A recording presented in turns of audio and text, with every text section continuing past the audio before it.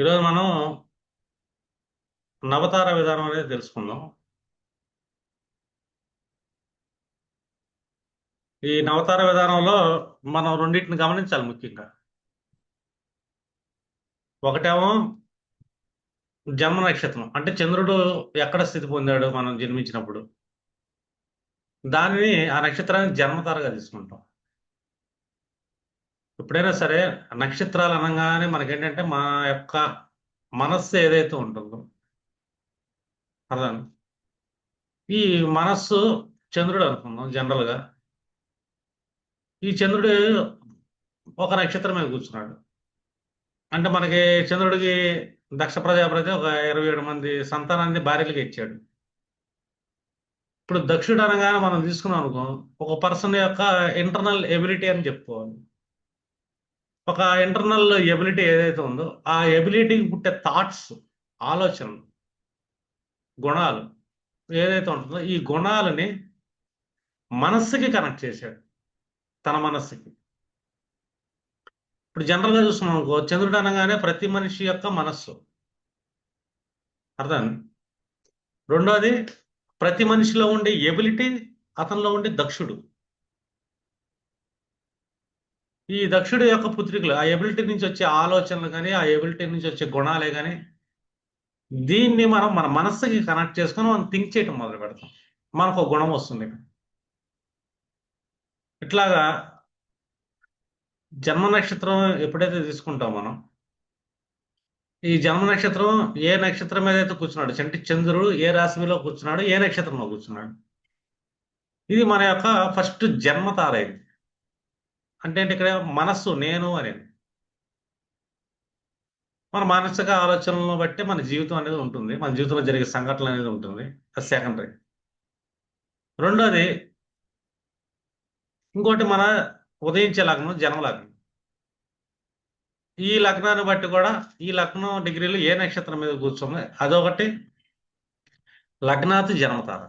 ఈ రెండింటిని మనం పరిశీలించాలి. జన్మ లగ్నం నుంచి చూడాలి తారా విధానాన్ని, రెండు మన మనస్సు యొక్క చంద్రుడి నుంచి చూడాలి. ఈ టూ టైప్స్ మనం చెక్ చేయాలి, ఒక మనిషి జన్మతారలో ఎలా ఉంది అని. అతని జీవన విధానం ఫిజికల్ గా బయట ఎగ్జిస్టెన్స్ ఎలా కనబడుతున్నాడు, ఎలా జరుగుతుంది, మానసికంగా అతను ఏ టైప్ ఆఫ్ మనోభావాలతో కనెక్ట్ అయ్యాడు, అది సెకండరీ. ఈ రెండు ఏం చేస్తాయి, మనిషి యొక్క జీవితానికి సమస్యలు రావటం కానీ, ఆనందాలు రావటం కానీ, సంతోషాలు రావటం కానీ ఈ జన్మతారలో డిసైడ్ చేస్తుంది. అంటే ఈ జన్మతార నుంచి మనం ఏంటంటే ఈ 9 విభాగాలు చేసాం తారల్ని. ఆ 9 విభాగాలు ఎలా చేసామంటే గ్రహరీత్యా చేయాల్సి వచ్చింది. ఇప్పుడు అశ్విని అనగానే కేతు, మఖ అనగానే కేతు, మూల అనగానే కేతు. అంటే 3 నక్షత్రాల కేతువులు పెట్టుకున్నాం అంటే మనకి రాశి విధానం మొదలవుతుంది, దశా విధానం, వింశోత్రి. అది జన్మధార. కాలచక్రంలో కేతు అనేది, అశ్విని అనేది ఒక జన్మధార. దాని తర్వాత వచ్చేది మన యొక్క సస్టైన్ సంపత్తు. మనం ఏం తెచ్చుకున్నాం జన్మ నుంచి, భౌతికంగా ఏం తెచ్చుకున్నాను నేను, మానసికంగా ఎలాంటి సంపదనలు తెచ్చుకున్నాను, మనో సంపదనలు. ఈ రెండు మనం parallel గా చెక్ చేయాలి. అదే ఒక్కొక్కళ్ళకి ధనం వస్తుంది బాగా, ఫిజికల్ ఎగ్జిస్టెన్స్ లో కనబడుతుంది. సైకలాజికల్ గా చూసుకుంటే ధనానికి సంబంధించిన సెకండ్ హౌస్, రెండవ తార ఏదైతే ఉందో సంపత్ తార, చంద్ర చూసుకుంటే మానసికంగా అతను ఫీలింగ్ ఎలా ఉంది, మానసికంగా ఎంత ధనం లేనట్టు ఫీల్ అవుతాడు, అన్సాటిస్ఫాక్షన్ లో ఉంటారు. ఒకటి నిజంగా ధనం ఉంటుంది జన్మలగ్న నక్షత్రం చూసుకుంటే జన్మతార నుంచి ద్వితీయం, అది ఫిజికల్ ఎగ్జిస్టెన్స్. ఈ రెండింటిని మీరు అబ్జర్వ్ చేయాలి. ఇప్పుడు జన్మతారలో మనం ఏం రాసాము ఒకసారి చెక్ చేద్దాం. ఇది నవతార చక్రం, జన్మరాశి 9 విభజనలు చేసాం. అంటే ఫస్ట్ జన్మతార, 2 సంపత్తు, 3 విపత్తులు, 4 క్షేమం, 5 ప్రత్యక్ ప్లస్ ప్రత్యయ అంటే శత్రువులు, 6 సాధక తార. మనం ఏ విషయాల్లో ఎలా సాధించాలి ఏంటి, మన విల్ పవర్ ఎంత ఉంది, మన సాధన చేయగలమా లేదా, ఇది. 7 నైదన తార, ఇది సమస్యలు ఇస్తూ ఉంటుంది మనకి ఏదో రకంగా. 8 మిత్రధార, 9 అతిమిత్రధార. ఇది జనరల్ గా 9 విభాగాలు చేసాం మనం, 9 తారలు. ఇది 27 తారలు, 3 3 చొప్పున. ఈ నవతార విధానాన్ని మనం చెప్పుకున్నాక జన్మరాశి నుంచి ఎలా పరిశీలించడం జరుగుతుందో అలాగే లగ్నం నుంచి కూడా పరిశీలించాలి. ఇంకా కొన్ని విశేషతాల్లో తర్వాత మాట్లాడుకుందాం. అసలు జన్మతార అంటే ఏంటి ఇక్కడ? జన్మం అనగానే ఏంటి ఇక్కడ? ఒక వ్యక్తి యొక్క ఆత్మ శ్రేయస్సు అని మాట్లాడమన్నాడు. అంటే ఒక వ్యక్తి యొక్క ఆత్మ శ్రేయస్సు, అలాగే జీవితం, అలాగే మనిషి యొక్క మనస్సు, ప్రతిదాన్ని ఇది వ్యక్తపరుస్తుంది జన్మతార. అంటే ఒక మనిషి నక్షత్రాన్ని చూస్తే, జన్మ నక్షత్రాన్ని, ఈ నక్షత్రం గుండా త్రిగుణాలు బట్టి అర్థమైందా? త్రిగుణాలు ఈ నక్షత్రంకి ఏ గుణాలు ఎక్కువ ఉన్నాయి, ఏ గుణాలు తక్కువ ఉన్నాయి, దాన్ని బట్టి ఏంటంటే ఆ మనిషి యొక్క వ్యక్తిత్వం అనేది మనకు కనబడుతుంది. అతని ఆత్మ యొక్క కాన్ఫిడెన్స్ లెవెల్స్ అనేవి కూడా కనబడతాయి. అంటే వ్యక్తిగత స్థాయిలో మనం అనుభవించే ప్రతిదీ, అంటే మనం ఏది అనుభవించాలో ముందులో మన మనసులో రావాలి. అంటే చంద్రాత జన్మధార అనుభవించే ఏదైతే ఉందో ఫిజికల్ ఎగ్జిస్టెన్సీలో మన దేహం ఏ విధంగా కన్స్ట్రక్షన్ అయి ఉంది, మన దేహంలో ఏ టైప్ ఆఫ్ పిత్త గుణాలు ఉన్నాయి, లేదా వాత గుణాలు ఉన్నాయి, ఏ గుణాలు ఉన్నాయి అనేది మన లగ్నతార కూడా చెప్తుంది మనకి. ఎందుకు ఫిజికల్ ఎగ్జిస్టెన్స్ అది. అండ్ మన ఫిజికల్ గా మనలో ఏ తత్వం ఉంది, మన బాడీ ఏ టైప్ ఆఫ్ బాడీలా కనబడుతుందని కూడా కనబడుతుంది. తమో గుణం బాడీలో కనబడుతున్నానా, రజోగుణం బాడీ స్ట్రక్చర్ లో ఉన్నానా, లేదా సత్వగుణం టైప్ ఆఫ్ స్ట్రక్చర్ లో ఉన్నానా, ఇదేంటంటే మనకి జన్మ లగ్న నక్షత్రం నుంచి కనబడుతుంది మన బాడీ స్టైల్. ఇంకా చూసాము వ్యక్తిగత స్థాయిలో ఏం చెప్పాము, అతని అనుభవం, అతని ఆలోచనలు, అతని తెలివితేటలు, అతని చర్యలు, ఇది ఎలా ఉంటుంది, ఇది జన్మతార బట్టి చూడాలి. అంటే రెండు చూస్తాం ఇక్కడ, లగ్న నక్షత్రం చూస్తాం, రెండు చంద్ర నక్షత్రం చూస్తాం. ఇప్పుడు జనరల్ గా చూస్తున్న కాలచక్రంలో జన్మ నక్షత్రాధిపతి, జన్మతార నక్షత్రాధిపతి చంద్రుడు అశ్వినిలో ఉంటే ఇక్కడ ఏమైతే ఆ నక్షత్రాధిపతి కేతు స్థితి. ఇప్పుడు ఎలా చెక్ చేస్తాం? ఒక చంద్రుడు స్థితి పొందాడు అశ్విని నక్షత్రంలో, లేదు లగ్న నక్షత్రం అశ్వినిలో పడింది. ఇన్ కేసు అశ్వినిలో పడ్డప్పుడు మనం ఏంటంటే కేతు యొక్క పరిస్థితి ఎలా ఉందని చెక్ చేయాలి. ఎందుకంటే జన్మతారాధిపతి అయిన అడిగా ఇక్కడ నా కేతువు సరైన ప్లేస్ లో ప్లేస్ అవ్వలేదు. అర్థమైందా? ఇప్పుడు నా కేతు సమ్ ఏదో ఒక ప్లానెట్ లో కూర్చున్నాడు. ఇప్పుడు నేను పుట్టాను, నా జన్మతార అయింది అశ్విని నక్షత్రం అయింది, లేదు నా లగ్న నక్షత్రం అశ్విని అయింది, కేతు అయ్యాడుగా. ఈ కేతు వెళ్ళేసి ఒక కన్యా రాశిలో హస్త నక్షత్రంలో ఒక రెండో పాదంలో కూర్చున్నాడు అనుకో, లేదు ఒకటో పాదంలో కూర్చున్నాడు అనుకున్నా, హస్త ఒకటిలో కూర్చున్నాడు, సమ్ ఎగ్జాంపుల్. అర్థమైనా? హస్తవాటిలో నా కేతు కూర్చున్నాడు. ఈ హస్తవాటిలో ఎప్పుడైతే కూర్చున్నాడో నేనేంటి ఇక్కడ జనరల్ గా చూసుకుంటే అశ్విని, భరణి, కృత్తిక, రోహిణి అనుకున్నాను అంటే క్షేమధారలో కూర్చున్నాడు. అతను మళ్ళీ రెండో క్షేమధారలోకి వెళ్ళి జనరల్ గా అనుకుంటా. కానీ రాశి బలం నుంచి చూసుకున్నాను, ఆ రాశి నుంచి నా జన్మతారాధిపతి 6వ భావంలో పడ్డాడు. ఇది ఇన్ కేసు చంద్రుడు కూర్చున్నాడు అశ్విని నక్షత్రం, లేదు లగ్న నక్షత్రం అయింది అశ్విని నక్షత్రం, మళ్ళీ కేతువులు ఇదే హస్త ఒకటిలో కూర్చున్నాడు, 6వ భావంలో కూర్చున్నాడు. ఇప్పుడు నా లైఫ్ లో ఫిజికల్ గా చూసుకుంటే చాలా రకాల డిస్టర్బెన్సెస్ ఉంటాయి, హెల్త్ ఇష్యూస్ లో డిస్టర్బెన్సెస్ ఉంటాయి, చాలా రకాలు ఉంటాయి. లేదో చిన్న చిన్న ప్రమాదాలు జరుగుతూ ఉండొచ్చు, నా బాడీలో అక్కడక్కడ కటింగ్లు కూడా జరుగుతూ ఉండొచ్చు, ఎందుకంటే నా లగ్న నక్షత్రం అయ్యారు. రెండోది చంద్రుడు కూర్చున్నాడు, ఇదే కేతు మళ్ళీ 6వ భావంలో కూర్చున్నాడు. నేను మానసికంగా చాలా చోట్ల నా మనసు విరిగిపోతూ ఉంటుంది, కేతు విరగొడతా ఉంటాడు, కేతు లక్షణం అది. కేతు మానసిక ఇబ్బందులు తెప్పిస్తూ ఉంటాడు. రీజన్ ఎందుకు చెప్పిస్తున్నాడు అంటే ఈ జన్మతారాధిపతి అయ్యాడు ఆయన, ఆ స్థానం నుంచి 6వ భావంలోకి వెళ్ళాడు. హస్త ఒకటి అని చెప్పాను ఇక్కడ, హస్త ఒకటి అని ఎప్పుడైతే నేను చెప్పానో ఇది నవాంశ చక్రంలో డిఫాల్ట్ గా మేషంలో పడిపోతుంది. అంటే కన్య నుంచి 8వ భావంలోకి వెళ్ళిపోయాడు అని అష్టమాంస అంటాను. ఇది ఎక్కువ స్ట్రగుల్స్. ఇటు జన్మలగ్నం అన్నా కానివ్వండి, చంద్రలగ్నం అన్నా కానివ్వండి, నా అశ్విని జన్మధార అయింది, నేను ఎక్కువ కష్టాలు పడే అవకాశం ఉంటుంది అని రూల్ 1 అది. అర్థం కదా? లేదు ఇదే కేతు నా కర్కాటక రాశిలో కూర్చున్నాడు, చతుర్థమానంలో కూర్చున్నాడు, ఈ పునర్వసు 4వ పాదంలో కూర్చున్నాడు. పునర్వసు 4వ పాదంలో కూర్చున్నాడు కేతు, 4వ ఇంట్లో కూర్చున్నాడు. ఇప్పుడు చెప్తాం, కేతు 4వ ఇంట్లో కూర్చుంటాం వల్ల కొద్దిగా వాళ్ళకి కుటుంబానికి సంబంధించిన ఇబ్బందులు ఉంటాయి, గృహానికి సంబంధించిన ఇబ్బందులు కేతు బ్రేక్ చేస్తున్నాడు డిఫాల్ట్.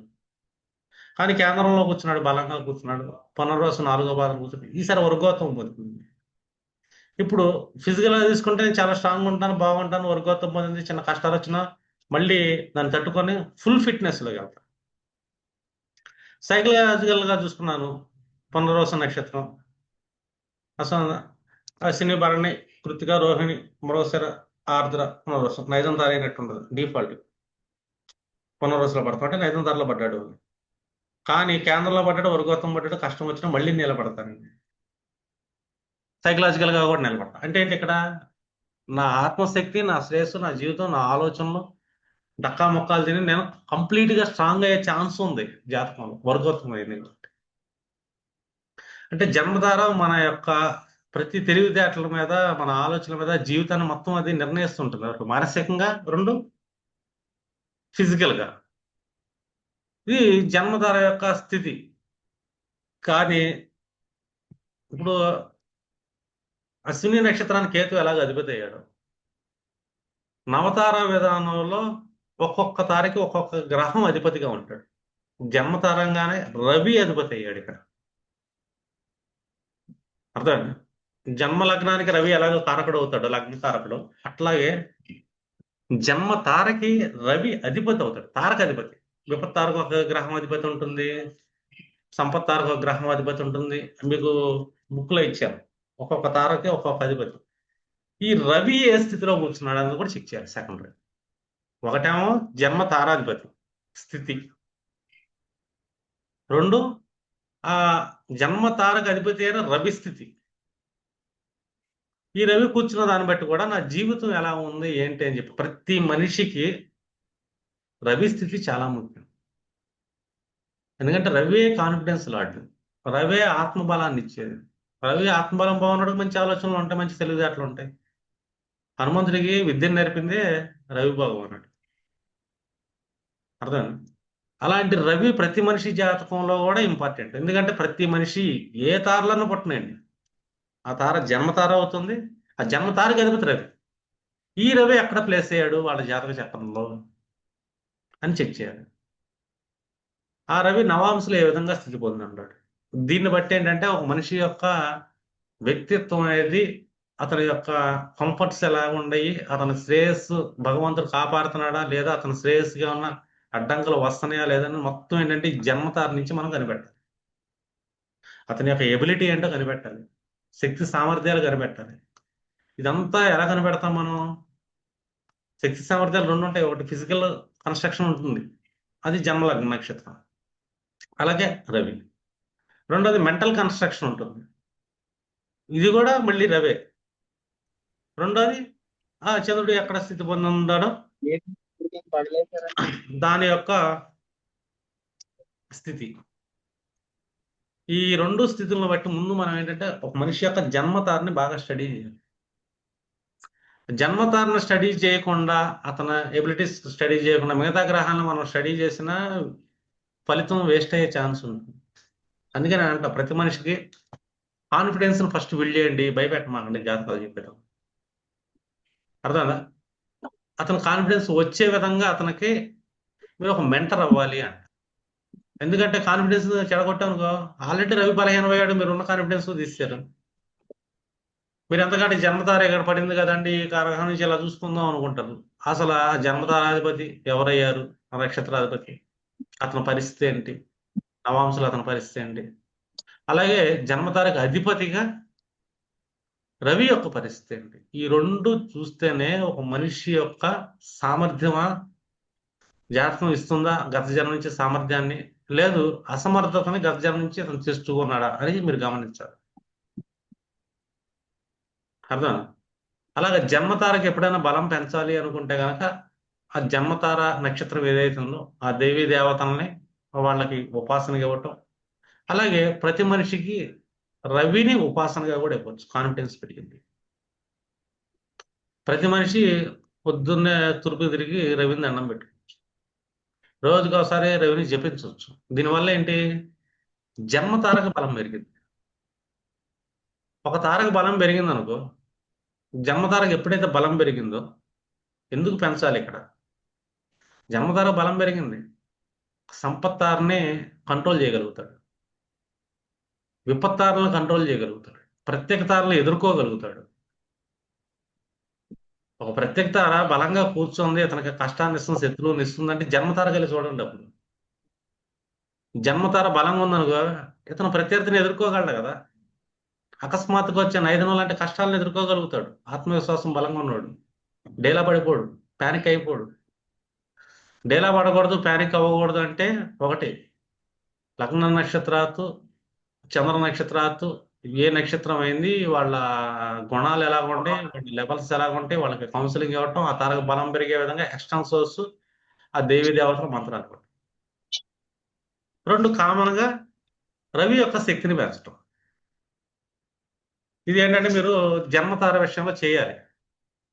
నవతార విధానంలో ఫస్ట్ మనం ఫోకస్ చేయాల్సింది జన్మతార, లగ్నాత్తు, చంద్రాత్తు. ఇది అయిపోయింది. మనం నెక్స్ట్ మనకు ఉండే తార ఏదైనా ఉందంటే మనకి సస్టైన్ ఫుడ్, మన సంపద కావాలి. మనం ఏ టైప్ ఆఫ్ సైకలాజికల్ సంపదలు ఉన్నాయి, లేదు జన్మతార మీద ఏ గ్రహాలు వచ్చి ప్లేస్ అయినాయి, లేదు సంపత్ తార మీద ఏ గ్రహాలు వచ్చి ప్లేస్ అయినాయి, అవి సోర్సెస్ అవుతాయి మనకి సంపత్తికి. కానీ సంపత్తికి ఒక గ్రహం సోర్స్ అయితే ఆ గ్రహ దశ వచ్చినప్పుడు బాగుంటుంది అనుకుంటానికి ముందు ఇతనికి జన్మతార బాగుండాలి కదా. రెండోది సంపత్ తార అనగానే అక్కడి నుంచి సెకండ్ తార మనకి కాలచక్రం తీసుకుంటే శుక్రుడు అవుతాడు. ఈ శుక్రుడు యొక్క స్థితి ఎలా ఉంది, శుక్రుడు ఏ భావంలో స్థితి పొందాడు, అతను నవాంశ స్థితి ఎలా ఉంది, శుక్రుడు యొక్క బలం ఎంత, కాలచక్రంలో చూసుకుంటే ఆటోమేటిక్గా మీకు ఏంటంటే సంపత్ తార యొక్క గొప్పతనం తెలుస్తుంది. ఇప్పుడు సంపత్ తార మనం ఏం రాసుకున్నాం ఇక్కడ, సంపద సముపార్జన కలిగించడం, ఆనందించడం, వచ్చిన దాన్ని ప్రయోజనాలు పొందటం, ఎదగటం, ఆశీర్వాదంగా ఉంటాం. అంటే మనం బ్లెస్సింగ్ పర్సన్స్ అవుతాం అనమాట. సంపత్ తార ఎప్పుడు బ్లెస్సింగ్ వస్తుంది మనకి అంటే, నా శుక్రుడు ఎక్కడ కూర్చున్నాడు, నా సంపత్ తార ఇప్పుడు కాలచక్రంలో ఏమైంది, జనరల్ గా భరణి అయింది, అశ్విని మన జన్మతార అయింది, ఈసారి భరణి సంపత్ తార అయింది. అంటే శుక్రుడు ఎలా ప్లేస్ అయ్యాడు అన్నది ఇంపార్టెంట్. ఇది కీర్తి, మనిషి, అందం. సంపత్ అంటే సెకండ్ హౌస్ వస్తుంది మనకి, మన ఫేస్ లో ఉండే అందం కూడా మన గ్రహం డిసైడ్ చేస్తుంది సంపత్ తార. అలాగే మన వైభవం ఎలా ఉంది, సంపద ఉంటే వైభవం ఉంటుంది, అదృష్టం ఉంటుంది, సమృద్ధి ఉంటుంది. ఇదంతా ఒక వ్యక్తి యొక్క సోర్స్ తెలియజేస్తుంది. ఈ సంపత్తార నక్షత్రాధిపతి, సంపత్తార అధిపతి అయిన బుధుడు పరిస్థితి. ఇందాక మనకి జన్మతార అధిపతి ఎవరయ్యారు, రవి అయ్యాడు. సంపత్తార అధిపతి బుధుడు అవుతున్నాడు. అసలు బుధుడు వాక్కారకుడు, సెకండ్ వ్యాపార కారకుడు, సంపదలు తెచ్చేవాడు, రిలేషన్స్ కారకుడు, సంబంధ బాంధవ్యం, ఇవన్నీ ఏంటంటే బుధుడు తీసుకొస్తూ ఉంటాడు మనకి యాక్చువల్గా. అందుకే ఏంటంటే బుధుడిని సంపత్తారకు అధిపతిగా ఇచ్చారు. అంటే బుధుడిని ఎప్పుడైతే మనం ప్రాపర్ గా చెక్ చేసాము, బుధుడి యొక్క బలాన్ని చెక్ చేసాం, ఇతర సంపద వచ్చే అవకాశం. బుధుడు ఎప్పుడైనా సరే బలహీనం అవ్వకూడదు.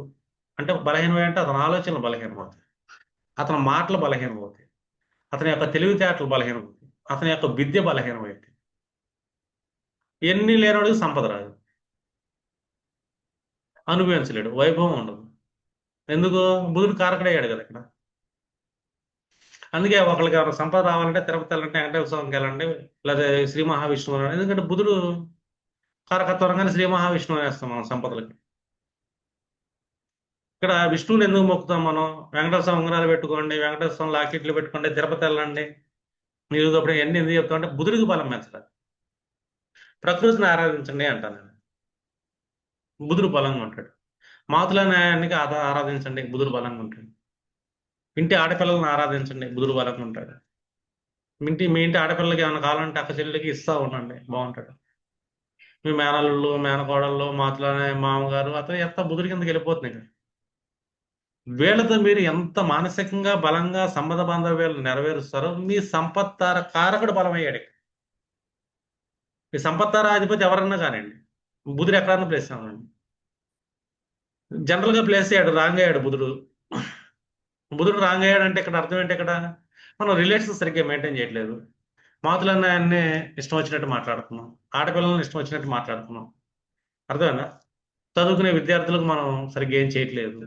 మనం ఎక్కడ పడితే అక్కడ మొక్కలు పీకేస్తున్నాం, నరికేస్తున్నాం, పచ్చదనం లేకుండా చేస్తున్నాం. శాఖలను నాశనం చేస్తున్నాం. ఇవన్నీ చేస్తున్నాం అంటే ఏంటి ఇక్కడ? ఈ కారణాల వల్ల ఏమవుతుంది? మన బుద్ధిని మనం బలహీనంగా చేస్తున్నాం. ఆటోమేటిక్గా మన సంపదలు దెబ్బతింటాయి. దాంట్లో అసలు డౌటే లేదు. ఎందుకంటే కారకుడు దెబ్బతినకూడదు. అధిపతి సంపత్ తారకే అధిపతి అయిన బుధుడు. ఈ బుధుడిని బ్యాలెన్స్ చేయడం ఒకటి నేర్పాలి. ఎలా ప్లేస్ అయ్యాడు బుధుడు? సరైన ప్లేస్ లో లేడు బుధుడు, సంపదలకు అడ్డంగా వస్తుంది. లేదా సంపత్ తారాధిపతి సరిగ్గా ప్లేస్ అవ్వలేదు. జన్మలగ్నం నుంచి కానీ, చంద్రలగ్నం నుంచి కానీ, నవాంశులు అతని స్థితి కానీ బలహీనంగా ఉంది. అప్పుడు చెక్ చేసేటప్పుడు డిఫాల్ట్గా మీరు వర్గోత్తమాలు లేకపోతే పుష్కరాంశాలు ఎలా ఉంటాయి, ఏ భావంలో అతను ప్లేస్ అయ్యాడు, బలంగా ఉన్నాడా లేదా, దిగ్బలాన్ని పొందాడా నవాంశలో, బుధుడు బాగుంటుంది, సంపద వస్తుంది. సంపత్ తారాధిపతి బలంగా ఉన్నాడు, దిగ్బలాన్ని పొందాడంటే మిత్రస్థానంలో కూర్చున్నాడు, మళ్ళీ సంపద వస్తుంది. స్వస్థానంలో కూర్చున్నాడా నవాంశలో, మళ్ళీ సంపద వస్తుంది. రాశి చక్రంలో మిత్రస్థానంలో కూర్చున్నాడా, సంపద వస్తుంది. ఎవడు ఆపలేడు, ఎందుకంటే సంపత్ తారాధిపతి అయినా. బుధుడు బలంగా ఉండాలి. బుధుడిని బలం చేయడానికే వైష్ణవ దేవాలయం. ఇది చాలా ఇంపార్టెంట్. రెండోది ఏం చేస్తాం మనం? ఆ సంపత్తార నక్షత్రం ఏమైంది?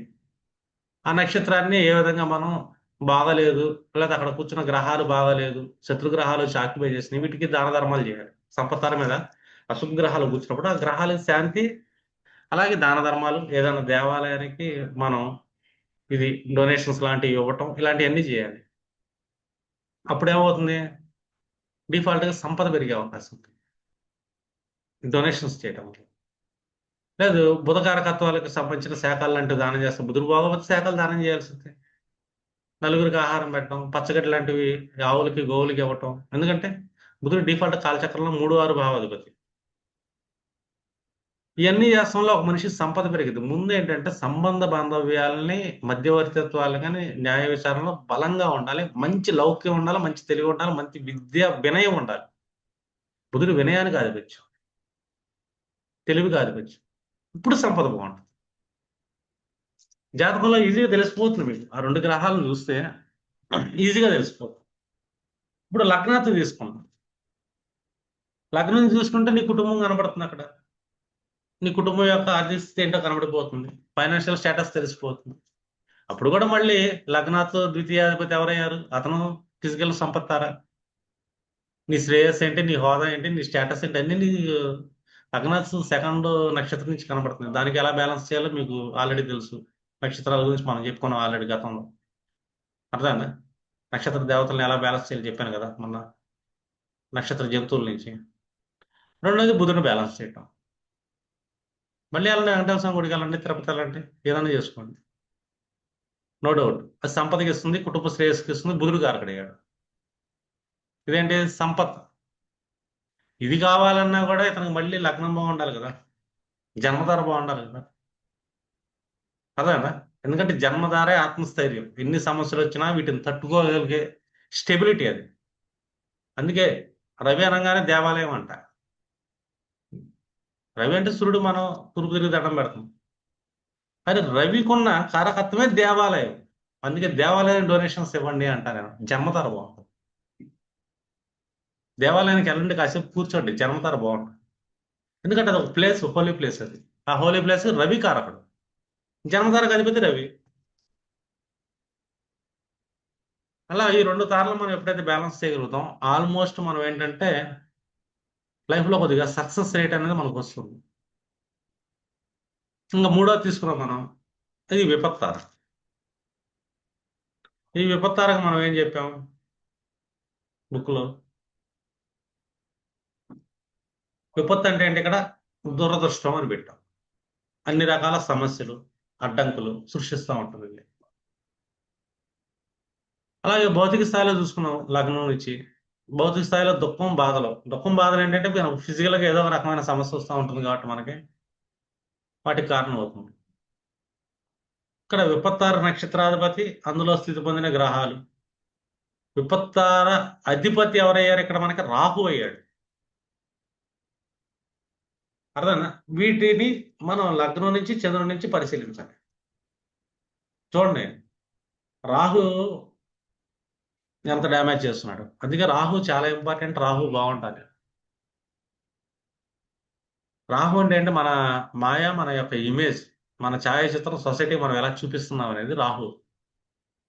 మన అబ్జర్వేషన్. నేను ఏం అబ్జర్వేషన్ చేస్తున్నాను? రాహు అంటే అబ్జర్వేషన్ ప్రతి మనిషికి. అంటే నేను ఏదన్నా విషయాన్ని సరిగ్గా అబ్జర్వ్ చేయలేదు. సరిగ్గా అబ్జర్వ్ చేయలేకపోతే నా ఆలోచన సరిగ్గా ఉండవు. రాహు నన్ను భ్రమలో నెట్టేస్తాడు, నెగిటివ్ భ్రమలోకి. నెగిటివ్ భ్రమలో నెట్టేశాడంటే నా బిహేవియర్ బాగోదు కదా. ఒక మనిషి యొక్క ఎక్స్టర్నల్ బిహేవియర్ రాహు చూపిస్తాడు. చాలా మంది తెలియదు ఆ సంగతి. నా ఛాయాచిత్రాన్ని నా బిహేవియర్ ద్వారా రాహు చూపిస్తాడు. ఈ రాహు నా గురించి ఒక మనిషిలో ఒక రకమైన మాయని క్రియేట్ చేస్తాడు. నేను చూసిన తర్వాత ఏ టైప్ ఆఫ్ భ్రమలో ఉన్నారు నా గురించి ఆ వ్యక్తి, వాళ్ళకి ఏ భ్రమనే నేను కలిగించాను. ఇది రాహు కరకత్త. రాహు చెడిపోయాడు ఒకళ్ళ జాతకంలో, వీళ్ళకి సమస్యలు ఎక్కువ వస్తూ ఉంటాయి, విపత్తులు ఎక్కువ వస్తూ ఉంటాయి. అందుకే రాహు స్థితి చాలా ఇంపార్టెంట్. రాహు అనగానే మనం ఏం చెప్తామంటే అమ్మవారు చెప్తాం జనరల్గా. లేదా ఈ రాహు పలానా నక్షత్రంలో స్థితి పొందాడు కాబట్టి ఆ నక్షత్రం శాంతి, రాహు శాంతి చేపిస్తుంటాం జనరల్గా. అర్థం విపత్తు కదా. ఒకటి పెళ్లి కావాలండి, సంబంధాలు వచ్చినాయి, నోటికాడకు వచ్చి చెడిపోతుంది. ఎందుకు చెడిపోతుంది అంటే రాహు. ఈ రాహు ఇతను తన ఇరుగు పొరుగు వాళ్ళకి నెగిటివ్ గా తను ప్రొజెక్ట్ చేశాడు తన గురించి. సంబంధం అనగానే అంటే నలుగురిని అడుగుతారు కదా ఇరుగు పొరుగుని, ఈ అబ్బాయి ఏంటి, మంచోడా చెడ్డోడా ఏంటని. ఇతను ఆల్రెడీ తన గురించి నెగిటివ్ గా ప్రొజెక్ట్ చేశాడు. వాళ్ళంటే అబ్బాయి మంచోడు కదమ్మా, అటు అలాంటి ఎలాంటి ఇన్ని వ్యసనాలు ఉండి అన్ని వ్యసనాలు ఉండి వాళ్ళ కుటుంబం బాగోదు. ఎందుకంటే రాహు ప్రొజెక్ట్ చేసాడు. నోటికాడికి వచ్చింది విపత్తు, ఆగిపోయింది, అడ్డంకి అయింది. విపత్తు అంటే అడ్డంకులు. మనం చేసే పనులు అడ్డంకులు ఎందుకు అవుతున్నాయి అంటే మనం సమాజానికి సరిగా ప్రొజెక్ట్ అవ్వలేదు. ప్రొజెక్టర్ రాహు నీ ఛాయను చూపిస్తాడు, నీ ఛాయ చిత్రం నువ్వేంటి అని. ఇక్కడ రాహును మనం బ్యాలెన్స్ చేయాలి. మనం మతపరంగా వెళ్ళామనుకో అమ్మవారిని తీసుకుంటాం. మనం దుర్గమ్మ తల్లిని, దుర్గాదేవి మంత్రం చదవండి, రాహు సెట్ అవుతాడని చెప్తుంటాం. కానీ దానికంటే ముందు ఏంటంటే నీ బిహేవియర్లో చేంజ్ రావాలి.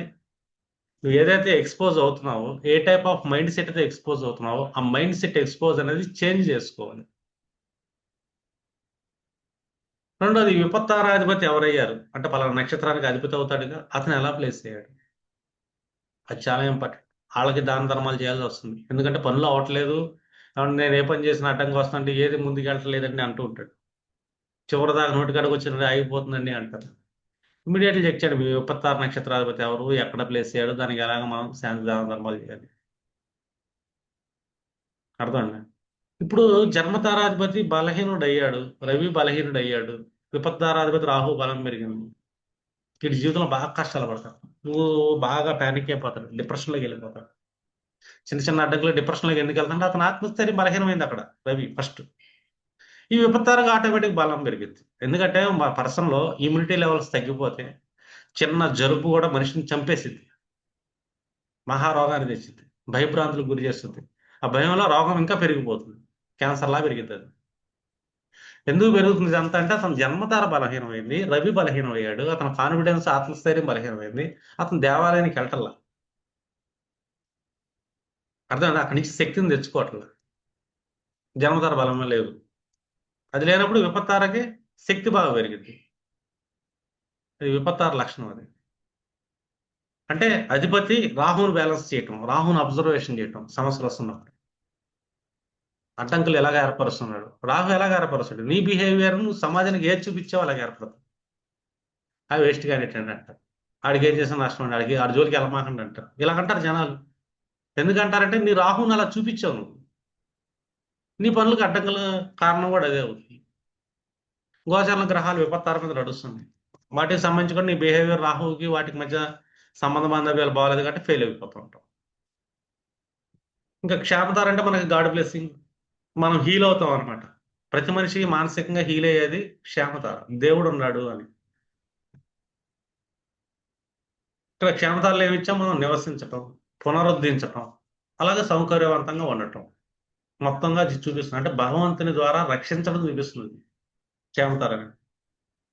అంటే ఒక రకమైన ఆధ్యాత్మిక స్థాయి, ఆ ఆధ్యాత్మికంలో మనం అనుభవించే దివ్యమైన ఆనందం, ఇదంతా మనకి ఏంటంటే ఒక రకమైన సుగంధం, పరిమళం, ఇదంతా మనకి ఇచ్చేది క్షేమతార. అర్థమైందా? మనకి ఏ సమస్య వచ్చినా కూడా ఇది ఒక లేయర్ రక్షణ కవచంలా మనల్ని కాపాడుతూ ఉంటుంది ఈ క్షేమతార. ఇంకా వ్యక్తి జాతకంలో క్షేమతారాధిపతి ఎవరు, ఎక్కడ స్థితి పొంది ఉన్నాడు, లేకపోతే మాంద్య గుళికలకి ఏమైనా సంబంధాలు ఏర్పడినాయా, ఇవన్నీ మనం చెక్ చేసుకుంటాం జనరల్ గా. రెండోది ఇక్కడ ముఖ్యంగా ఎవరు ఇక్కడ గురువు అయ్యాడు క్షేమతార గారు. అందుకంట గురువుల ఆశీర్వాదం తీసుకోండి, గురువుల దగ్గర నుంచి శాపాన్ని పొందమాకండి అని చెప్తారు. గురువులు ఎప్పుడైతే ఆశీర్వదిస్తారో అంటే వాళ్ళ క్షేమతారకి బలం పెరిగింది. అంటే అధిపతి ఆయన అయ్యాడు క్షేమతారకి. నీ నక్షత్రంలో క్షేమతార ఏ గ్రహ నక్షత్రాధిపతి అయినా కూడా నీ జాతకంలో గురువు బాగుండాడా లేదా అని చెక్ చేయాలి. గురువు బాగాలేదు, పూర్వజన్మ కర్మలలో గురువు డ్యామేజ్ అయ్యాడు, గురువుల యొక్క బ్లెస్సింగ్ తీసుకో బయట నుంచి. ఆ గురువుల దగ్గర వాళ్ళ యొక్క కోపాలకి తాపాలకి వెళ్ళే విధంగా, వాళ్ళని మానసికంగా హింసించే విధంగా, అవమానించే విధంగా చేయమాకండి. ఎందుకంటే ఇది రక్షణ కవచం. ఒక మనిషి జీవించడానికి, అతని సమస్యల నుంచి కాపాడేది, రిస్క్ లో స్ట్రెస్ లో ఉన్నప్పుడు, సైకలాజికల్ గా డిప్రెషన్ లో ఉన్నప్పుడు బయటకు లాక్కొచ్చేది కూడా జ్ఞానం అనే గురువే. అందుకే గురువుల యొక్క ఆశీర్వాదం అతి ముఖ్యమైన పెట్టాలి. అందుకే సనాతన సంప్రదాయంలో మనకి గురువు ప్రాధాన్యత ఇచ్చారు. ఎన్ని సమస్యల్లో ఉన్నా కూడా గురువు హీల్ చేయగలుగుతాడు తన జ్ఞానంతో, తన స్ట్రెస్ ని తగ్గించగలుగుతాడు. అందుకే అట్లా గురువు స్థితి పొందిన నక్షత్రాన్ని ఆరాధిస్తే కూడా జాతకాలకి రక్షణ కవచం అయింది. గురువుని జాతకంలో ఏ నక్షత్రం మీద కూర్చున్నాడు, ఆ నక్షత్రాధిపతి ఎవరు, దాని మంత్రం ఏంటి చదువు. అలాగే మీకు ఎక్కడ గురువు కనబడ్డాడు అనుకో, వాళ్ళని జడ్జి చేయబాకండి. జడ్జి చేస్తున్నానంటే నీ జాతకంలో గురుడు బలహీనం అవుతున్నాడు. అతను బలహీనం అవుతానంటే నీ క్షేమతార బలహీనం అవుతుంది నేను కాపాడే ద్వారా. దాన్ని మీరు సొంత తెలివితేటలతో నాశనం చేయమాకండి. గురువు దొరకటం కష్టం, దొరికితే వాళ్ళ బ్లెస్సింగ్ తీసుకుంటాం మంచిది. బ్లెస్సింగ్ అంటే నాలెడ్జ్, జ్ఞానం. అందుకే ఎక్కడ గురువు కనబడ్డా కూడా వాళ్ళు మన కళ్ళే సంతోషంగా ఆనందంగా మనం బాగుండాలని ఫీలింగ్ వాళ్ళకి కలగాలి. ఇది అంతా ఎక్కడి నుంచి వస్తుంది, మన దగ్గర ఉన్న మనోస్థాయి వల్ల. అందుకే ఫోర్త్ హౌస్ మనోస్థాయి లాంటి క్షేమతారు గురువు అయ్యాడు.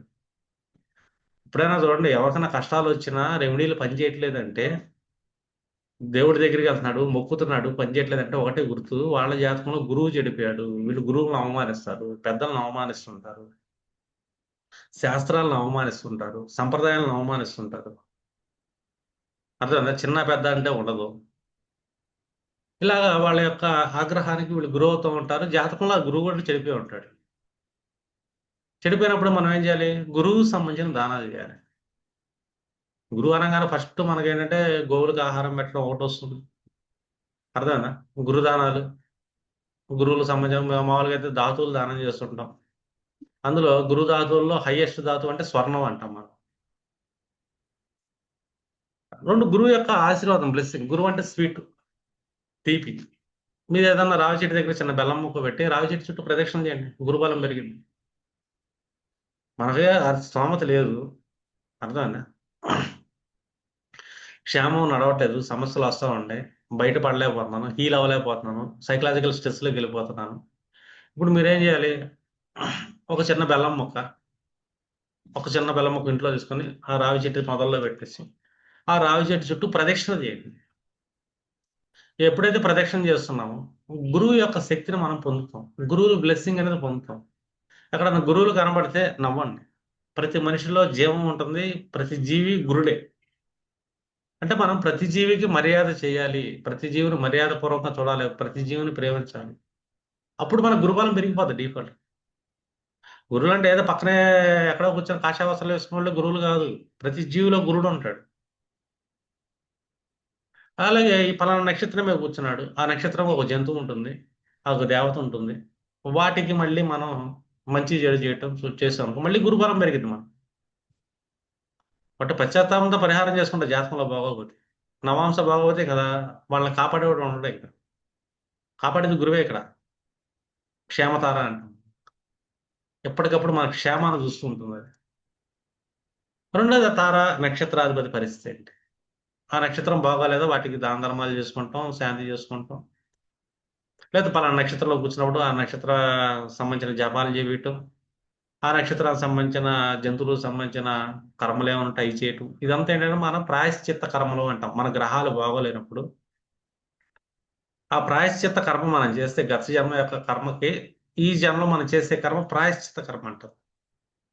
ఈ కర్మ చేసినప్పుడు ఆ తారి నుంచి మళ్ళీ మనకి బాగుంటుంది. అర్థమైందా? మనం బ్లెస్సింగ్ పొందుతాం. మా జీవితంలో అందరూ జీవితాలు ఒకలాగా ఎందుకు లేవు? వేరు వేరుగా ఎందుకు ఉన్నాయి? గురువు అంటే భాగ్యకారకుడు. అందరికీ లక్ ఎందుకు రావట్లేదంటే నీ దగ్గర లేదా? స్కిల్ లేదా? ఉంది నీకు స్కిల్. ప్రతి మనిషికి ఏదో ఒక స్కిల్ ఉంటుంది. స్కిల్ లేకుండా ఏ మనిషి ఉండడు. ఏదో ఒక స్కిల్ ఉంటుంది. కానీ ఆ స్కిల్ తక్కువ ఉన్నవాడికేమో అవకాశాలు వచ్చి ఎదుగుతున్నాడు అంటే అది గురుబలం ఉంది. అవకాశాలు ఇచ్చేవాడు గురువు.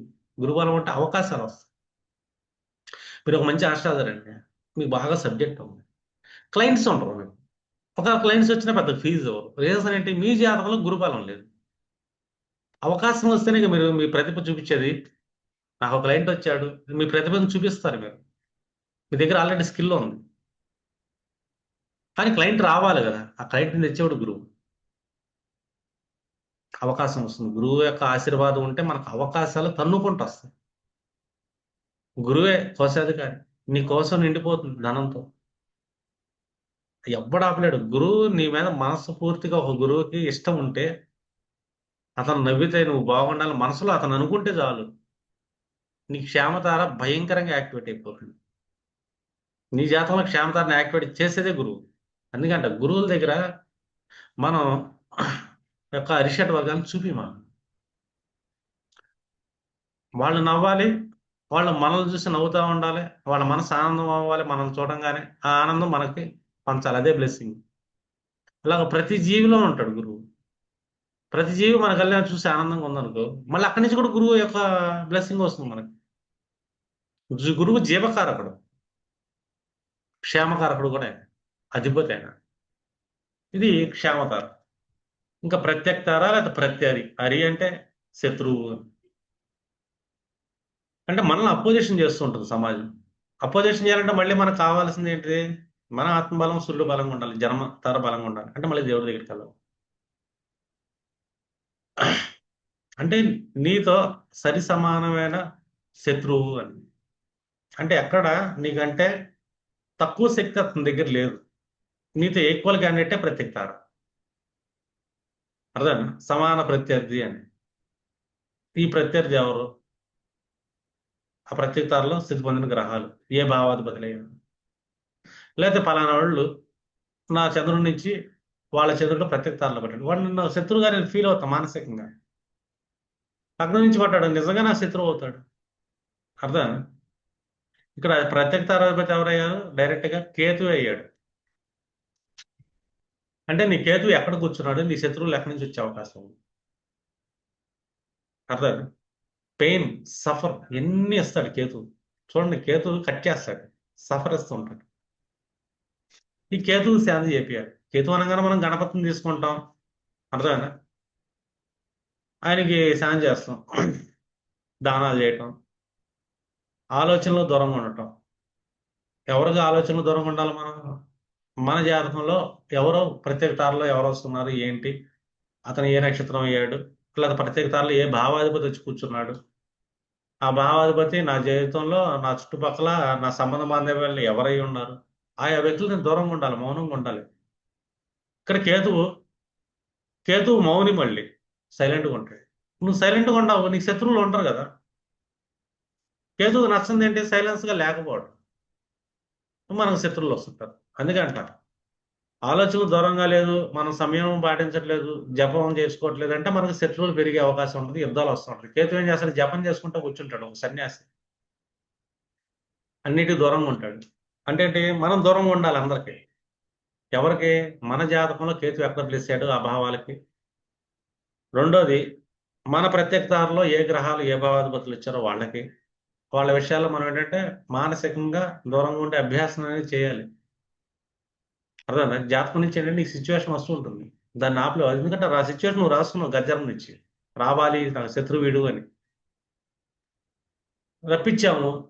నా జాతకంలో సూర్యుడు బలంగా లేడు, ఆత్మబలం లేదు. ఆ శత్రువుని నేను తట్టుకోలేను. శత్రువుని తట్టుకోవాలని నా దగ్గర భుజబలం ఉండాలి, ఆత్మబలం ఉండాలి, గుండె బలం ఉండాలి. అదంతా సూర్యుడు ఇస్తున్నాడు నాకు. నా జన్మతార ఇస్తుంది. అంటే నా జన్మతార నేను మళ్ళీ సెట్ చేసుకోవాలి సరిగ్గా. రెండోది, నేను మౌనంగా ఉండాలి. నా జాతకం చూసి నాకు అర్థమైపోయింది, అమ్మా నాకు ఈ జాతకంలో ప్రత్యేకతలు ఈ భావాధిపతులు కూర్చున్నారు, నేను వీళ్ళ జోలికి వెళ్ళకూడదు, వాళ్ళకి నేను దూరంగా ఉండాలి, వాళ్ళ విషయంలో నేను సైలెంట్గా ఉండాలి, నాకు వాళ్ళు ఫలానా భావాధిపతి అయ్యాడు, ఆ వ్యక్తితో నేను సైలెంట్గా ఉండాలి, మానసికంగా సైలెంట్గా ఉండాలి. తృతీయాధిపతి ప్రత్యేకతలో పడ్డాడు, కనిష్ట సోదర వరకు ఇరుగు పొరుగు, వాళ్ళు ఏమన్నా అంటన్నా ఈ చెబుతే నీ చెబుతూ వదిలేసి, బల్లికి ఈ చెవు బొక్క ఉంటుంది, నువ్వు కూడా అలా బొక్క పెట్టుకోవాలి, నేను వదిలేద్దాం సైలెంట్గా ఉందాం. కేతు జపం చేసుకుంటూ ఉండాలి, మనకెందుకు ఈ గోలని, వాళ్ళు అరిసి అరిసి వాళ్ళే వెళ్ళిపోతారు. లేదు, నువ్వు కాదు గీదు అన్నావు అనుకుంటే నీకు సమానమైన బలవంతుడు అతను నీ ప్రత్యేకతాలో కూర్చున్నాడు, ఏ మాత్రం తగ్గడు, నీ కాన్ఫిడెన్స్ లెవెల్స్ జన్మతర బలహీనమైంది, నీకు దెబ్బలు తగులుతాయి, లేకపోతే పెద్ద యుద్ధమే జరిగింది. ఆ యుద్ధం మామూలుగా ఉంటుందా, అది ఒక సఫరు, మానసికంగా అన్నింటినీ నాశనం చేస్తుంది అది ప్రత్యేకతారాన్ని. అందుకే ప్రత్యేకతాన్ని మనం గమనించాలి. మన జాతకంలో కేతువును గమనించాలి ఫస్ట్. మన సమానమైన శత్రువు, ఎలాంటి శత్రువు ఏదైనా భౌతిక స్థాయిలో శత్రువు అతను. కేతు ఆధ్యాత్మిక స్థాయి, నేను భౌతిక స్థాయిలో నాకు ఆయన శత్రువుగా మారతాడు ఆధ్యాత్మికం అనేది. నేను ఆధ్యాత్మిక స్థాయిలో ఉన్నాను, నాకు భౌతిక స్థాయిలో ఏ శత్రువులు ఉండరు. అంటే ఇక్కడ మనం ఎక్కడ ప్రత్యేకతారుగా చేయాల్సింది ఏంటంటే జపం చేసుకోవాలి, ఆధ్యాత్మిక గుణాన్ని మనం అలవర్చుకోవాలి. ఎప్పుడైతే ఒక పర్సన్లో స్పిరిచువల్ స్టేటస్ అనేది బాగా పెరుగుతుందో, స్పిరిచువల్ మైండ్ సెట్ బాగా పెరుగుతుందో, ఇతను అందరిని ముభావంగా చూస్తూ ఉంటాడు, ఎవరిని జడ్జ్ చేయడు, ఎవరితో గొడవ పెట్టుకోవటం. ఎందుకంటే కేతువు తలకాయ లేదు కదా, తలకాయ లేనివాడు ఎవరిని చూడ్డం, తలకాయ ఉంటే చూస్తాడు రాహులాగా అందరిని. నేను తలకాయ లేదు అంటే ఏంటి, నువ్వు ఎవరిని చూడమాకు అని. చూడలేదు, ఆలోచించాల్సిన అవసరం లేదు, నువ్వు అంతర్ముఖుడు అవుతుంది. ఇంక నీ శత్రువులు ఎక్కడ ఉంటారు? ఆ గ్రహం వస్తుంది, దశ వచ్చి వెళ్ళిపోద్ది, ఒక సిచ్యువేషన్ తెస్తుంది, నువ్వు స్పందించవు, స్పందిస్తేనే కదా ఆ సిచ్యువేషన్ బలం పెరిగేది, నువ్వు స్పందించకుండా మామూలుగా ఉండవు, అది వెళ్ళిపోతుంది. కేతువు పరిహారాలు చేసుకుంటాం. మనకి డైలీ గొడవలు అవుతుందంటే, అందరూ నా శత్రువులుగా తయారవుతుంటే, ప్రతి ఆఫీసులో నా మీద పాలిటిక్స్ చేస్తున్నారండి, ఎన్ని అంటున్నావు నువ్వు, అమ్మో ఆఫీసులో రాజకీయాలు ఎక్కువైనాయండి, నా మీద టార్గెట్ పెట్టారు, ఇలా ఒక పర్సన్ అంటే కేతువు చెడిపోయాడు అతనికి.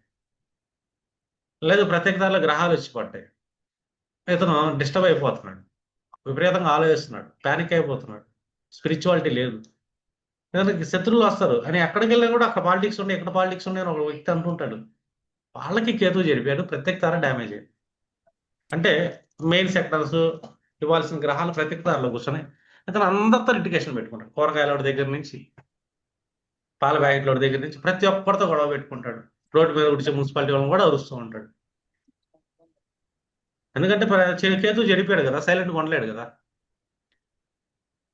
అంటే కేతుకు మనం బ్యాలెన్స్ చేయడం అనేది, సాధన చేయడం అనేది ప్రత్యేకత.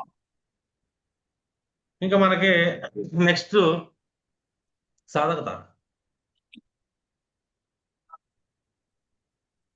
ఈ సాధకతారకు ఏమి ఇచ్చాం మనం, ఒక వ్యక్తి యొక్క సామర్థ్యం అండ్ స్కిల్, నైపుణ్యం అంటాం. ఇదేం చేస్తుంది, స్కిల్ ఉత్పాదక అండ్ ఫలవంతమైన కోణాన్ని చూస్తుంది, అంటే మనకు ప్రాఫిట్స్ చూస్తుంది, అండ్ ప్రొడక్టివిటీ అనేది కూడా ఇక్కడ మనకు కనబడుతుంది. ఇది సాధకతారులు. ఎప్పుడైనా మీరు వాళ్ళ జాతకంలో వాళ్ళ సాధకతార మీద ఏ గ్రహాధిపతి పడ్డాడు, ఏ గ్రహం పడింది, ఆ గ్రహ కారకత్వం ఏంటి, వాటిలో అతని స్కిల్స్ ని పెంచుకోవాలి, ఆయా భావాలకు సంబంధించిన స్కిల్స్ ని డెవలప్ చేసుకోవాలి, కష్టపడాలి. ఎందుకంటే సాధక ఇది ఊరికినే రాదు, అంటే ఇది నువ్వు సాధించాల్సిన, ఎఫర్ట్ చేయాల్సిన సెక్టార్ అని సాధకతారంటే. నువ్వు ఎఫర్ట్ లేకుండా నువ్వు స్కిల్స్ డెవలప్ రావు. అంటే ఇప్పుడు మనం ఎలా తీసుకోవాలి, ఎవరిని తీసుకొస్తుంది, మద్దతుదారుని తీసుకొస్తుంది, నువ్వు కష్టపడుతుంటే నీ సహాయకులు వస్తుంటారు, నీ స్కిల్స్ వచ్చింది, ఆటోమేటిక్గా నీ స్కిల్ని చూసి నలుగురు ఏంటంటే వీళ్ళకి మనం హెల్ప్ చేద్దాం, ఇంత మంచి స్కిల్ పర్సన్ ఇతని పక్కన మనం ఉందాం అనుకుంటాడు.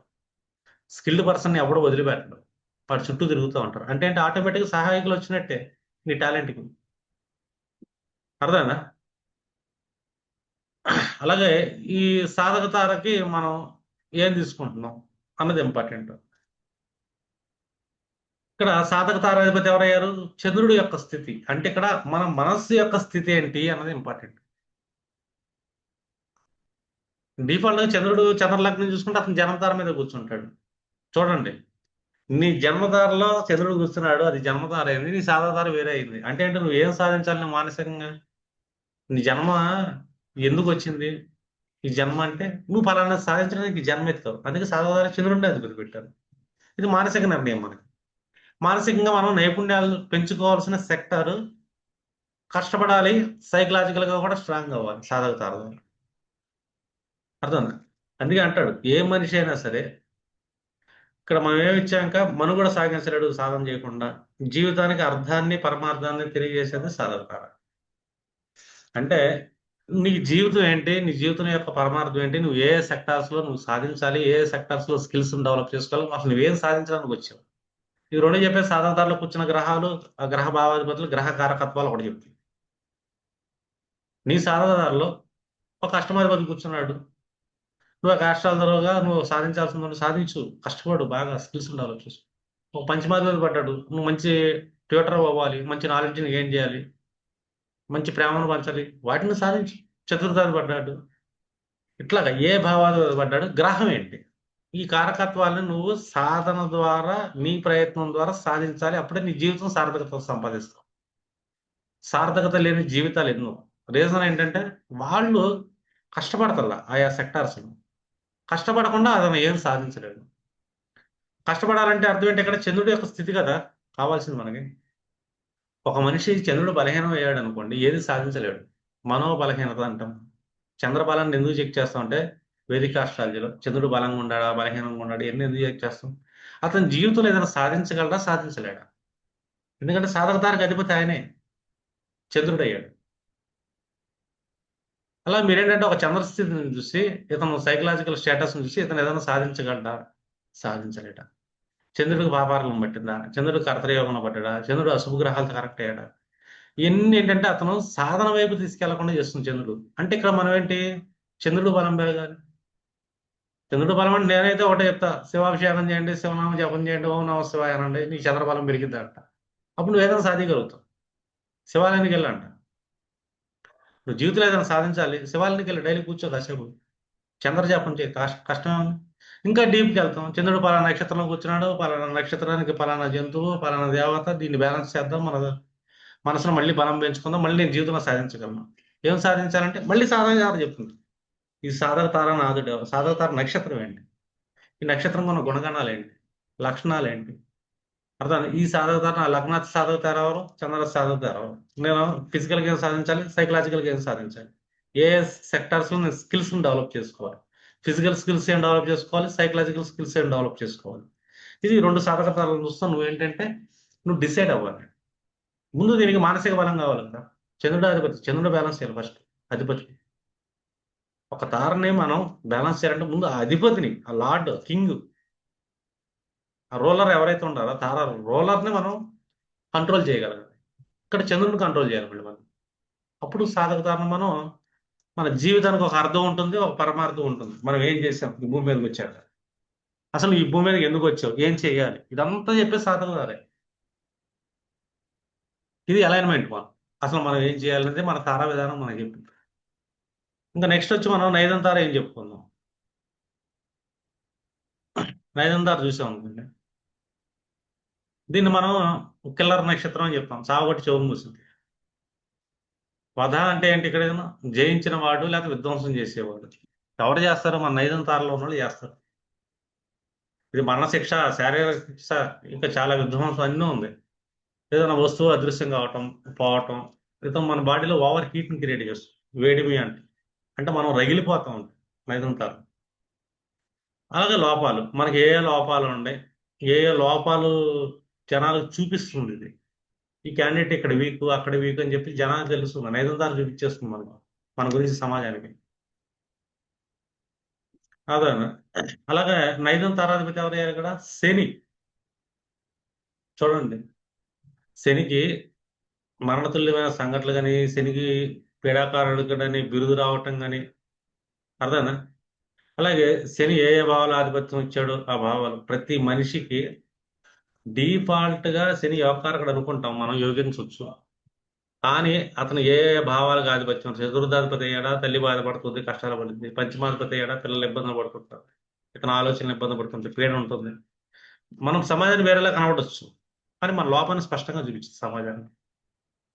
ఈ ఫోర్త్ లార్డ్ శని అయ్యాడు, మీ తల్లి బాగా కష్టాలు పడుతుంది, సమాజం తెలుస్తుంది మిమ్మల్ని కష్టాలు పడుతుంది, చూపిస్తుంది ఇది నీ వీక్నెస్ అది. అంటే శని ఎందుకు పీడాకారకుడయ్యాడు? శనికి మనం ఎందుకు పరిహారాలు చేయాలి? వృద్ధులకి ఎందుకు సేవలు చేయాలి? శని అంటే వృద్ధులే. శని అంటే కార్మికులు, సేవకులు. వీళ్ళకి మనం ఎందుకు మర్యాద ఇవ్వాలి? ఎందుకు ఇవ్వాలంటే ఇవి నైధన తారగా ఆధిపత్యం ఉన్నాడు ఆయన. మనల్ని వధించే తార ఏదైతే ఉందో ఆ వధించే తార మనం డ్యామేజ్ చేస్తుంది. ఇప్పుడు నేను ఒక పర్సన్, ఒక ముసలోని తిట్టాను అనుకుందాం, సమ్ ఎగ్జామ్. లేదా ఒక పని చేసేవాడిని అమ్మనా బూతులు తిట్టాను. లేదా వాడు ఒక పని చెడగొట్టాను. చూడండి, శని కారకత్వం అంటే కర్మ. ఒకడు బాగా కూరగాయలు అమ్ముతున్నాడు, నేను షాపింగ్కి వెళ్తున్నాను, వాడి దగ్గర వేస్ట్ క్యాండిడేట్, వాడి దగ్గర కొనమాకండి, వీటి దగ్గర కొనమాకండి, ఇట్లా ప్రచారం చేస్తాను. అంటే ఎవరైతే కోపం తెప్పిస్తున్నాను, ఒకటి జీవనాధారాన్ని తీసేయాలని చూస్తున్నాను కర్మని. అంటే శనిని డ్యామేజ్ చేసుకుంటున్నాను. శని నా జాతకంలో దేనికయ్యాడు అధిపతి? రోలర్ దేనికయ్యాడు? నైదన తారకు రోలర్ అయ్యాడు ఆయన. ఎప్పుడైతే శని నా నైదన తారకు రోలర్ అయ్యాడో ఇప్పుడు నేనేం కోల్పోతాను? ఆ నైదన తార ఎవరయ్యారు? ఏ నక్షత్రాధిపతి? ఆ నక్షత్రంలో ఏ గ్రహాలు కూర్చున్నాయి? వీటిని నేను లాస్ అవుతా. వీటిని లాస్ అవుతా. నేను చాలా పీడని, బాధని, దుఃఖాన్ని అనిపిస్తాను. రీజన్ ఏం చేశానంటే నేను శనిని డ్యామేజ్ చేశాను. శనికి ఇబ్బంది కలిగించా, శని కోపాన్ని కలిగించా. నైదన తారకు అధిపతి ఇంకా నన్ను పీడియకుండా ఉన్నాడుగా. పీడిస్తాడు. ఎలా పీడిస్తాడు? శని భావాలు డిఫాల్ట్ గా పీడ మనకు జాతక చక్రం, ఎవరి జాతకం చక్రం లేదు. కూర్చున్న భావాలు సఫర్ ఉంటుంది, అది సెకండరీ. కానీ కంటికి కనబడకుండా శని డ్యామేజ్ చేస్తాడు. నీ నైదన తారలో కూర్చున్న గ్రహ భావాలకు డ్యామేజ్ చేస్తాడు. కారకుడు శని అయ్యాడు. అందుకే శనిని బ్యాలెన్స్ చేయడం చాలా ఇంపార్టెంట్. ఎందుకంటే నైదన తారలో కూర్చున్న భావాలు, భావాధిపతులు, గ్రహ కారకత్వాలు మన జీవితంలో వాటి నుంచి కష్టాలు రాకుండా ఉండాలన్నా, అవి మనల్ని వధించకుండా ఉండాలన్నా, మనం వాటిని వధించకుండా ఉండాలన్నా శని అధిపతి కంట్రోల్లో ఉండాలి. ఈ అధిపతిని మనం కంట్రోల్ చేసుకోగలిగాం. పేదవాళ్ళకి మంచి చెడు చూస్తున్నాం. ఆ, బాగా బిలో పవర్టీ పీపుల్ని, ముసలి వాళ్ళని, అంటే సహాయం ఎవరికి అవసరం అవుతుందో, ఎవరు నిస్సహాయ స్థితిలో ఉండారో వీళ్ళు శని వీళ్ళ దగ్గర ఉంటాడు. వీళ్ళకి సేవ చేస్తే శనికి ఇష్టం. రెండోది, శని బాగా ఇష్టపడేది ఏంటంటే తల్లి ఛాయాదేవి. ప్రతి మనిషి తన తల్లికి సేవ చేసుకుంటాడు. ఇప్పుడు నైదంతారలో కూర్చున్న గ్రహాలు పెద్దగా పీడించవు, ఎందుకంటే ఆయన కంట్రోల్ చేస్తాడు అట్లా. మీరు సైలెంట్గా ఉండండి అని. సమస్య వస్తుంది, రాదని చెప్పట్ల నైదంతార. కానీ ఆ సమస్య ప్రభావం అంత తీవ్రంగా ఉంటుంది. దాని యొక్క తీవ్రత బాగా తగ్గిపోయి సింపుల్గా వచ్చి వెళ్ళిపోతుంది. ఎందుకంటే సిచ్యువేషన్ మనం రాసి పెట్టుకుని పుట్టాం గర్జనం నుంచి కర్మలు అనిపించడానికి. సిచ్యువేషన్ వస్తుంది, కానీ ఆ సిచ్యువేషన్ వచ్చినప్పుడు ఆ సిచ్యువేషన్ మనల్ని ఇబ్బంది పెట్టే విధంగా రాకుండా లైట్గా వచ్చి తన ప్రాయశ్చిత్తం చేసుకుని వెళ్ళిపోతాం. అందుకంటే శనికి ప్రాయశ్చిత్త కర్మలు ఎక్కువ చేయాలి. అంతేగాని నోరు ఉంది కదా అని చెప్పేసి మన నోటి దోలతో అవతల వాడి జీవనోపాధిని నాశనం చేసే పని ఎప్పుడు చేయమాలి. మీ జాతకంలో నైదంతార అధిపతి అయిన బాబు మామూలుగా ఉండదు, చుక్కలు చూపిస్తాడు. ఆ వధ ఎలా ఉంటుందంటే ప్రాణం పోతే బాగుండు కదా అని మనకు అనిపిస్తుంది, చచ్చిపోదాం అనిపిస్తుంది. అంతటి బాధని పెండిస్తాడు సినిమా. మనకు తెలియదు కదా, ఇది ఇక్కడ నేను ఎవరికి ఏం చేయలేదని అంట. అది నోటి తోలితే ఎవరికో వేసావు. ఎక్కడో కూరగాయలు కొంటున్న వాళ్ళుగా పాప ఆడికి వచ్చే నోటికాడ వ్యాపారం నువ్వు పోగొట్టావు నీ తెలివితేటలతో. లేదు, ఎవడన్నా వ్యాపారాన్ని నీ అహంకారంతో నాశనం చేసావు. నీ అహంకారంతో ముసలోళ్ళని తిట్టొచ్చు, పేదవాళ్ళని తిట్టొచ్చు, యాచకుల్ని దూషించవచ్చు. ఏదో ఒకటి చేస్తాం మనం. మనిషి అహంకారంతో ఏదో కర్మ చేస్తాడు. శనికారకత్వ కర్మలు ఏదైతే చేస్తాడో వీడి జాతకంలో నైదంతార దాని సిచ్యువేషన్ వచ్చినప్పుడు డ్యామేజ్ చాలా ఎక్కువ ఉంటుంది. ఏ రెమెడీలు కూడా కాపాడవు. ఇదైతే గ్యారంటీ. ఇది నైదంతార. ఇంకా నెక్స్ట్ ఇంకా మిత్రాతి మిత్రదారులు. ఇప్పుడు జనరల్ గా చూసుకుందాం మనం. మిత్రధార అనగానే ఇంకా మన స్నేహితుడు, జీవిత భాగస్వామి, మన లైఫ్ పార్ట్నర్, మనతో ఉండే మన ఫ్రెండ్ సర్కిల్, వీళ్ళందరూ వస్తారు. క్లోజ్ సర్కిల్స్ అందరూ మిత్రధారలు వస్తారు. అలాగే బిజినెస్ ఒప్పందాలు, అర్థం. వివాహం మనం చేసే ప్రతిజ్ఞ చేస్తాం కదా, వివాహ సమయంలో మన జీవిత భాగస్వామి, ఇవన్నీ మనకేంటి మిత్రధార చూపిస్తుంది. మనం ఎక్కడైనా గొడవ పడుతున్నాం, గొడవ కొట్లాటలకు వెళ్తున్నాం, మన తోడు ఒకళ్ళు ఉంటారు, నిలబడతారు, సపోర్టర్స్. ఇది కూడా మనకి మిత్రధార నుంచి కనబడుతుంది. అంటే ఒక మనిషి జాతకంలో సుఖాలు ఏవైతే ఉంటాయో ఈ సుఖాలన్నీ మనకేంటంటే అక్కడి నుంచి వస్తుంది, మిత్రధార నుంచి వస్తుంది, నక్షత్రాధిపతి నుంచి వస్తుంది. మిత్రధారలో ఉండే గ్రహాలు. కానీ ఇన్ని సుఖాలు ఇచ్చే శుక్రుడే. అందుకే మిత్రధారికి ఆధిపత్యం శుక్రుడు చేతిలో పెట్టాడు. ఇక్కడ వాళ్ళ జాతకంలో మిత్ర తార ఏదైంది, అందులో కూర్చున్న గ్రహాలు ఏంటి, ఆ నక్షత్రాధిపతి యొక్క స్థితి ఏంటి, అంటే ఇతనిలో ఫ్రెండ్షిప్ నేచర్ ఎలా ఉంది అని, గుణం, స్నేహ భావ గుణం ఇతనిలో ఎలా ఉంది. నేను స్నేహం చేస్తేనే కదా నాకు నలుగురు ఫ్రెండ్షిప్ వచ్చేది. నాలో స్నేహ గుణం లేదు, నేను సరదాగా ఉన్నాను, నా ఫ్రెండ్స్ ఎందుకు ఉంటారు? నేను సరదా వెళ్ళాను, నలుగురు ఫ్రెండ్స్ సరదా జోకులు వేసుకుంటాం, జోగా నవ్వుతా ఉంటాం, వాళ్ళని ఆనంద పెడుతున్నా, వాళ్ళకి ఏమైనా కావాలంటే సరదాగా కాఫీలు టిఫిన్లు ఇప్పిస్తామన్నా, ఫుడ్ లాట్, రెస్టారెంట్ లాట్ శుక్రుడు. అప్పుడు వాళ్ళందరూ నాకు హ్యాపీగా నవ్వుతూ ఉంటారు, నాకు ఆనందం, నాకు ఫ్రెండ్స్ పెరుగుతూ ఉంటారు, అంటే శుక్రబలం పెరుగుతుంది అని. లేదు నేను అక్కడికి వెళ్ళాను ఫ్రెండ్ సర్కిల్కి, లేనోడి గురించి నేను బాగా నెగిటివ్గా మాట్లాడుతున్నాను, ఆడి గురించి నెగిటివ్గా మాట్లాడుతున్నాను, ఏదో గ్యాదరింగ్లోకి వెళ్ళి వీడి గురించి నెగిటివ్గా మాట్లాడతాను, చిరాకు పడుతున్నాను, కోప తెప్పిస్తున్నాను, అవతల బీపీలు తెప్పిస్తున్నాను, ఇన్ని పనులు చేస్తున్నాను, నా సుక్కు డ్యామేజ్ అయిపోతుంది. నాకు సుఖం ఇంకెందుకు ఉంటుంది? రేపొద్దు నాకు ఏదైనా సమస్య వచ్చింది, యుద్ధం వచ్చింది, నా పక్కన ఎప్పుడూ నిలబడతాను. రీజన్ ఏంటంటే నాలో మిత్రభావం లేదు. అసూయ ఎక్కడైతే ఉంటుందో అక్కడ శుక్రుడు నేసపడతాడు, రోగం ఎక్కడైతే ఉంటుందో అక్కడ శుక్రుడు నేసపడతాడు, ఆనందం ఉన్న చోట శుక్రుడు బాగుంటాడు, ఖర్చు పెట్టే చోట శుక్రుడు బాగుంటాడు, 12వ హౌస్ బలంగా ఉంటాడు. అంటే శుక్రభావాలు ఏదైతే ఉందో అప్పుడు మనలో ఫ్రెండ్షిప్ వస్తుంది. ఇక్కడ మనకంటే వివాహ ప్రతిజ్ఞ అన్నాం ఫస్ట్, మిత్రభావం. ఫస్ట్ మిత్రుడు మనకి ఎవరవుతారు? చిన్నప్పటి నుంచి ఫ్రెండ్ సర్కిల్ అది. తర్వాత నా లైఫ్ మొత్తం నా తోడు ఉండేది నా సహచరి, జీవిత భాగస్వామి, అందులో శుక్రుడు, స్త్రీ కారకత్వం. అంటే స్త్రీలను మనం సమాజంలో ఎంత మర్యాదగా చూస్తున్నాం, ఎంత బాగా ప్రేమిస్తున్నాం, వాళ్ళకి గౌరవ మర్యాదలు ఎంత బలంగా ఇస్తున్నాం, వాళ్ళని మన హృదయాలకు హత్తుకునేంత ప్రేమను మనం ఎప్పుడైతే చూపిస్తున్నాం, గౌరవ మర్యాదలు ఇస్తా, ఈక్వాలిటీ ఇస్తా, ఇప్పుడు మన జాతకంలో శుక్రుడు బాగుంది. మనకు కావాల్సినంత ఫ్రెండ్స్ ఉంటారు, ఎప్పుడు ఉంటారు ఫ్రెండ్స్. నాకు ఏ సమస్య వచ్చినా కూడా రక్షణ కవచంలాగా నిలబడతారు స్నేహితులందరూ. ఎప్పుడు నిలబడతారు? శుక్రుడు బలంగా ఉంటుంది. శుక్రుడు బలంగా ఉండాలంటే ఎవరికి మనం మర్యాద ఇవ్వాలి? శుక్రకారకత్వం స్త్రీకి ఇవ్వాలి, జీవిత భాగస్వామి ఫస్ట్, సహచరి, జీవితం మొత్తం నిలబడే మిత్రుడు ఆయన. వేరే ఫ్రెండ్స్ బయట మిత్రులు ఎవరన్నా వెళ్ళిపోయినా కూడా మన సహచరి ఇప్పుడు మనం వదిలేదు, ఏ కష్టకాలంలో కూడా మన పక్కనే నిలబడేది ఫస్ట్ మిత్రుడు. అందుకే కారకత్వానికి శుక్రుడిని ఇచ్చారు అక్కడ, మిత్రకారకత్వం. వీళ్ళకి మర్యాద చేయండి అంట, వీళ్ళతో సంతోషంగా ఉన్నాడు, వాళ్ళని ఏడిపి మనం, వాళ్ళు ఏడుస్తుంటే బాధార్చండి, అర్థం. వాళ్ళు అందంగా చూడండి, బయటికి వెళ్ళినా కూడా నలుగురు కోసం మీరు అక్కడ కక్కురు వ్యవహారాలు చేయకుండా కాఫీ టీ డబ్బులు కానీ ముందు మీరే ఇవ్వండి. శుక్రుడు కదా, వేయి స్థానంలో అతను బలంగా ఉంటాడు, గిఫ్ట్స్ ఇస్తా ఉండండి ఎవరికన్నా. సో మళ్ళీ శుక్రుడు ఆనందంగా ఉంటాడు, పార్టీలకు వెళ్తా ఉండండి, మళ్ళీ ఆనందంగా ఉంటాడు శుక్రుడు. అక్కడ నలుగురిని నవ్వించండి. మీరు వెళ్ళారంటే అక్కడ వాళ్ళకి అమ్మో వీడితో వస్తున్నాడు, మన ఎక్కడి నుంచి వెళ్ళిపోదాం, వీడి నోటితో నోటి ఇలా ఉండకూడదు. మీరు మీకు మిత్రులు ఉండరు, కాపాడేవాడు ఉండరు, శుక్రుడు బలహీనత అవుతారు, సంసార జీవితం నాశనం అయిపోతుంది. జీవితంలో ఒంటరిగా బతకాలి నిజంగా. ఆ ఒంటరితనం అనేది ఎందుకు వస్తుందంటే అతనిలో మిత్రగుణం లేదు కాబట్టి, అతని జాతకంలో శుక్రుడు బలహీనుడు అయ్యాడు కాబట్టి, అతని జీవిత భాగస్వామి తనతో ఉండదు కాబట్టి తను ఏకాకి అవుతాడు. దాన్ని నాశనం చేయకూడదు మనం. ఇక్కడ శుక్రుడు ఇంపార్టెంట్. ఇంకా అతిమిత్రుడు. ఈ అతిమిత్రుడు ఎవరు అనేది చాలా ఇంపార్టెంట్. ఈ అతిమిత్రుడు అనగా మనం అంటే బాగా క్లోజ్ సర్కిల్ అనేది భౌతికంగా చూసుకున్నాం అనుకో, వాళ్ళ వల్ల చాలా డ్యామేజ్ వచ్చే ఛాన్స్ ఉంటుంది. వాళ్ళు మనం చేసే వ్యాపారాలు చేయటం, మన విషయంలో రావటం, అతిగా తీసుకెళ్ళటం, అలా మనల్ని ఇబ్బంది పెట్టచ్చు. కానీ అతిమిత్రుడు ఉన్నాడు మనకు బాగా ఇస్తాడు. అతను ఆధ్యాత్మిక కోణంలో అతిమిత్రుడు ఎవరు అవ్వాలి మనకి? భౌతిక స్థాయి కాదు, ఈ అతిమిత్రత్వం అనేది ఆధ్యాత్మిక స్థాయి, దేవుడు మనకు అతిమిత్రుడు అవ్వాలి.